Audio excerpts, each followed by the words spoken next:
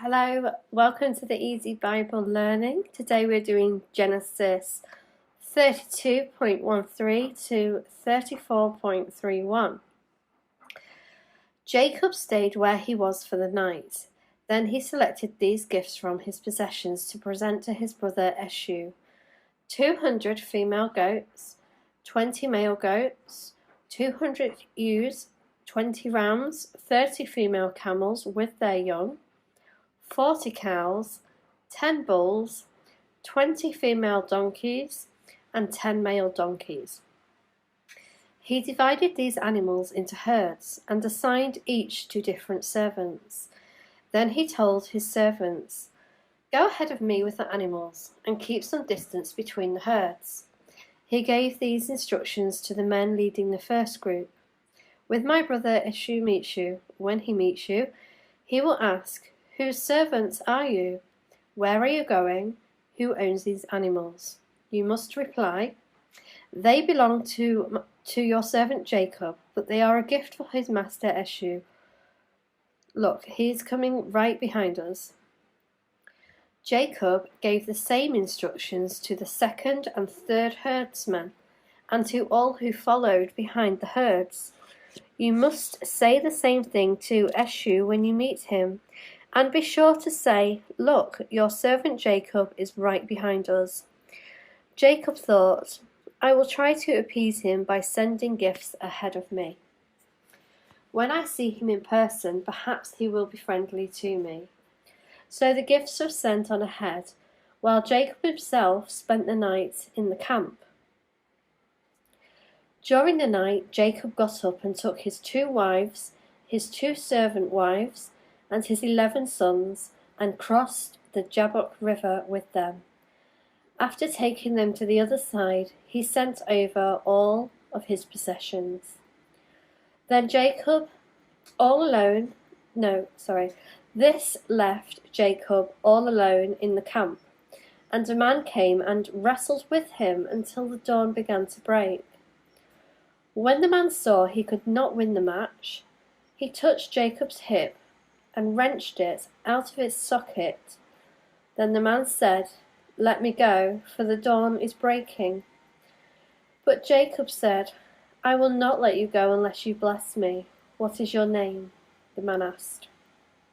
He replied, "Jacob." "Your name will no longer be Jacob," the man told him. "From now on, you will be called Israel, because you fought with God and with men and have won." "Please tell me your name," Jacob said. "Why do you want to know my name?" the man replied. Then he blessed Jacob there. Jacob named the place Peniel, which means face of God, for he said, "I have seen God face to face, yet my life has been spared." The sun was rising as Jacob left Peniel, and he was limping because of the injury to his hip. Even today, the people of Israel don't eat the tendon near the hip socket because of what happened that night when the man strained the tendon on Jacob's hip. Then Jacob looked up and saw Esau coming with his 400 men, so he divided the children among Leah, Rachel, and his 2 servant wives. He put the servant wives and their children at the front, Leah and her children next, and Rachel and Joseph last. Then Jacob went on ahead. As he approached his brother, he bowed to the ground 7 times before him. Then Esau ran to meet him and embraced him, threw his arms around his neck and kissed him, and they both wept. Then Esau looked at the woman and children and asked, "Who are these people with you?" "These are the children God has graciously given to me, your servant," Jacob replied. Then the servant wives came forward with their children and bowed before him. Next came Leah with her children, and they bowed before him. Finally, Joseph and Rachel came forward and bowed before him. "And what were all the flocks and herds I met as I came?" Esau asked. Jacob replied, "They are a gift, my lord, to ensure your friendship." "My brother, I have plenty," Esau answered. "Keep what you have for yourself." But Jacob insisted, "No, if I have found favor with you, please accept this gift from me. And what a relief to see your friendly smile. It is like seeing the face of God. Please take this gift I have brought you, for God has been gracious to me. I have more than enough." And because Jacob insisted, Esau finally accepted the gift. "Well," Esau said, "let's be going. I will lead the way." But Jacob replied, "You can see, my lord, that some of the children are very young, and the flocks and herds have had their young too. If they are driven too hard, even for one day, all of the animals could die. Please, my lord, go ahead of your servant. We will follow slowly at a pace that is comfortable for the livestock and the children. I will meet you at Seir." "All right," Esau said, "but at least let me assign some of my men to guide and protect you." Jacob responded, "That's not necessary. It's enough that you've received me warmly, my lord." So Esau turned around and started back to Seir that same day. Jacob, on the other hand, travelled on to Succoth. There he built himself a house and made shelters for his livestock. That is why the place was named Succoth, which means shelters. Later, having travelled all the way from Padan Aram, Jacob arrived safely at the town of Shechem, in the land of Canaan. There he set up camp outside the town.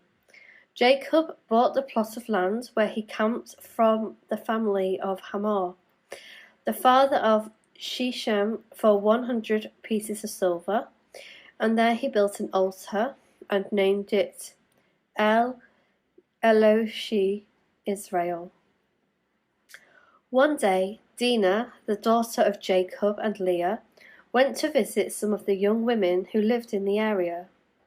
But when the local prince, Shechem, son of Hamor the Hivite, saw Dinah, he seized her and raped her. But then he fell in love with her, and he tried to win her affection with tender words. He said to his father Hamor, "Get me this young girl, I will marry her." Soon Jacob heard that Shechem had defiled his daughter Dinah, but since his sons were out in the fields herding his livestock, he said nothing until they returned. Hamor, Shechem's father, came to discuss the matter with Jacob. Meanwhile, Jacob's sons had come in from the field as soon as they heard what had happened. They were shocked and furious that their sister had been raped. Shechem has done a disgraceful thing against Jacob's family, something that should never be done.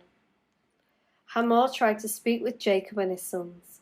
"My son Shechem is truly in love with your daughter," he said.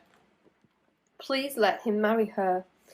In fact, let's arrange other marriages too. You give us your daughters for our sons, and we will give you our daughters for your sons, and you may live among us. The land is open to you. Settle here and trade with us, and feel free to buy property in the area." Then Shechem himself spoke to Dinah's father and brothers. "Please be kind to me and let me marry her," he begged. "I will give you whatever you ask. No matter what dowry or gift you demand, I will gladly pay it. Just give me the girl as my wife." But since Shechem had defiled their daughter Dinah, their sister Dinah, Jacob's sons responded deceitfully to Shechem and his father Hamor. They said to them, "We couldn't possibly allow this, because you're not circumcised. It would be a disgrace for our sister to marry a man like you. But here is a solution. If every man among you will be circumcised like we are, then we will give you our daughters, and we will take your daughters for ourselves. We will live among you and become one people. But if you don't agree to be circumcised, we will take her and be on our way. Hamor and his son Shechem agreed to their proposal. Shechem wasted no time in acting on this request, for he wanted Jacob's daughter desperately. Shechem was a highly respected member of his family, and he went with his father Hamor to present the proposal to the leaders at the town gate. "These men are our friends," they said. "Let's invite them to live here among us and trade freely. Look, the land is large enough to hold them. We can take their daughters as wives and let them marry ours. But they will consider staying here and becoming one people with us only if all of our men are circumcised just as they are. But if we do this, all their livestock and possessions will eventually be ours. Come, let's agree to their terms and let them settle here among us." So all the men in the town council agreed with Hamor and Shechem, and every male in the town was circumcised. But 3 days later, when their wounds were still sore, 2 of Jacob's sons, Simeon and Levi, who were Dinah's full brothers, took their swords and entered the town without opposition. Then they slaughtered every male there, including Hamor and his son Shechem.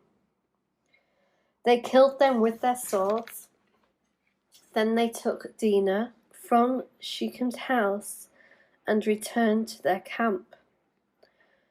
Meanwhile, the rest of Jacob's sons arrived.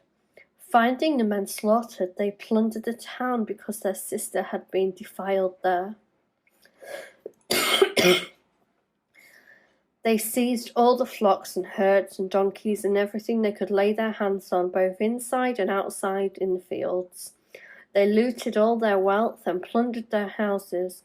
They also took all their little children and wives and led them away as captives.